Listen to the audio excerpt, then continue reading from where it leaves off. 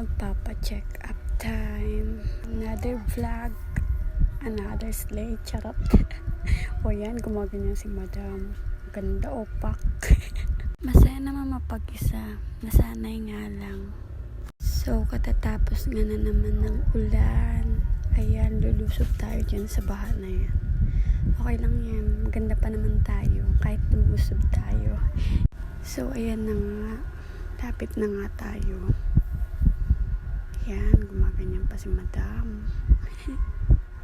Malapit lang naman dito sa amin yung center. Kaya konting peace pa. Ayan, pasulip-sulip pa ako sa gilid kasi nga tinatawag ako. Gandang buntis daw. Marunong din pala sila magbiro. So, ayan na nga. Dito na nga tayo sa ating center. Ayan. Sige, lakad. Buntis. Go. So, wala nga tao. Tinitingnan ko kung meron bang check-up. May check-up po.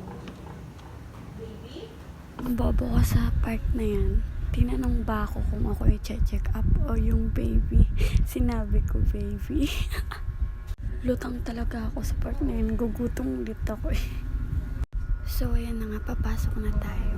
Makikinig na tayo sa midwife. Weeks na po ba yung chan ko? Ganon. Sa pagkakalam nyo, ganon yung ilang buwan na yung chan nyo. Pero sa computation, iba po pala, no? Nasa 19 weeks na po kayo ngayon.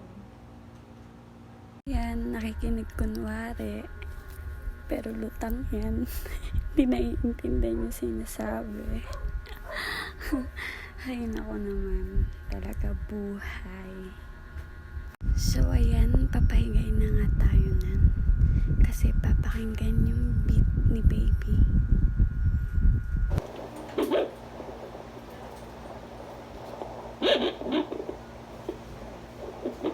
So, ayan na nga. Tapos na nga tayo. Hindi ko na pinakita yung kanina.